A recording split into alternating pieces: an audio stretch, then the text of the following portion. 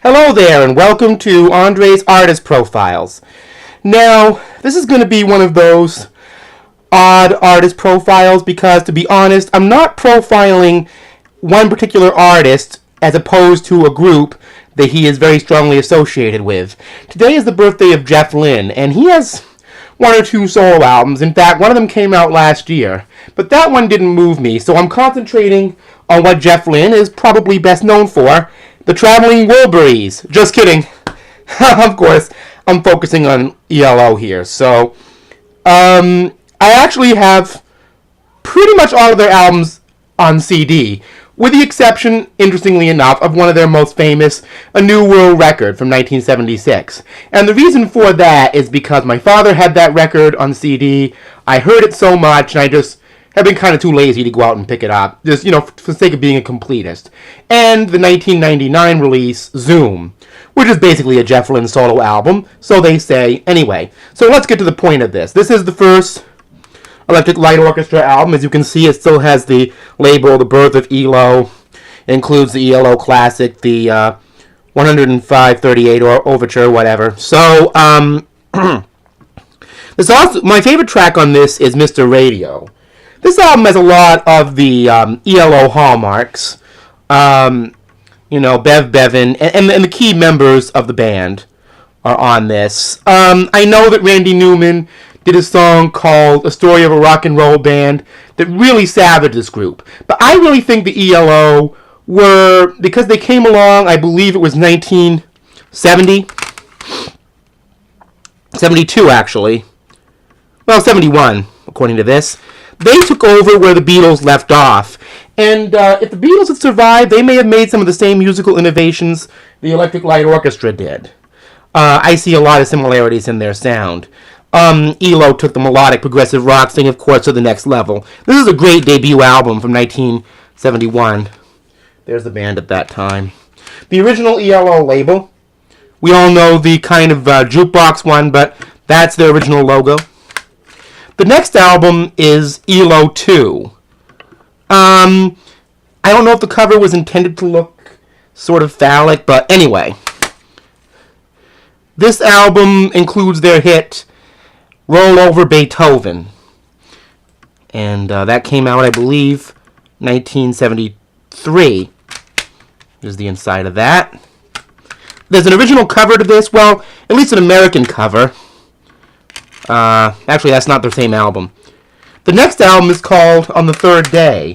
This also came out in 1973. That's actually Jeff Lynne on the cover. A very soft focus photograph. There was a song on here called Ma Ma Belle.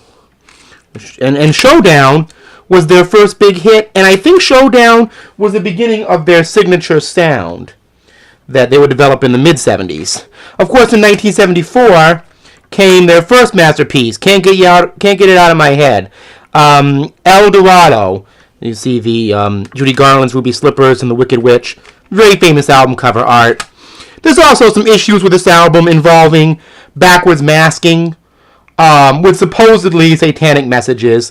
But, as Ben Minot of the Oddity Archive on YouTube, somebody I'm well acquainted with now, had actually said, if you take the word "and," especially if it's preceded by an S sound, just about anything in popular music sounds like Satan. So that backward masking stuff is really a lot of bunk. Anyway, the next album I have, and this is not a remaster, by the way, is Face the Music.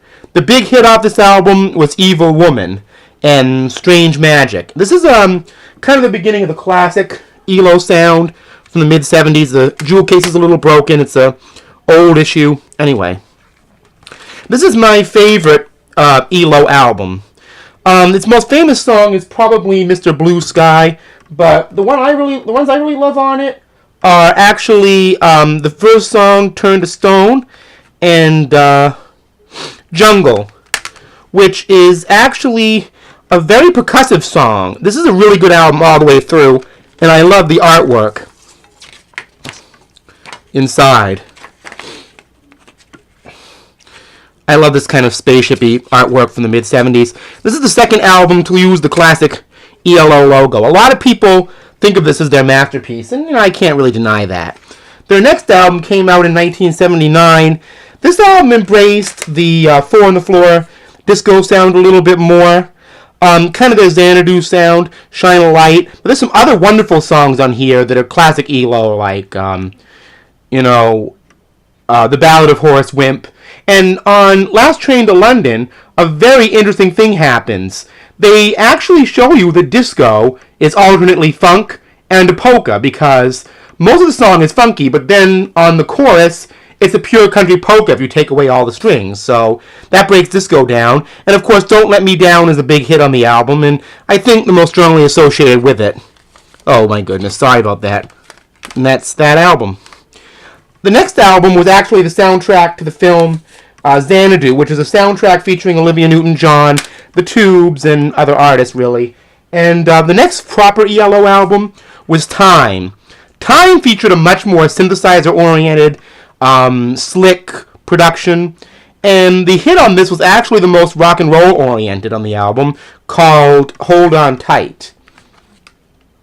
This is more of an album. It doesn't have a lot of singles on it, and it was sort of the end of ELO's run. The same could be said for this next album from 1983, called Secret Messages. This was intended to be a double album, but it was pared down a little bit. Again, this album is much more of an album concept than a singles one. The last Electric Light Orchestra album, which, by the way, Secret Messages in '83, got rid of their classic logo, and they had a hit on this album called Calling America, I believe. And this album was very contemporary for the '80s. And ELO sound meshed well with it, but it was kind of the end of the band for a long time. So that's what I have for ELO. Like I said, I don't have a New World Record or Zoom. I do plan on remedying that very soon, but I wanted to wish Jeff Lynne a very happy birthday, and I hope to hear more from him in the future.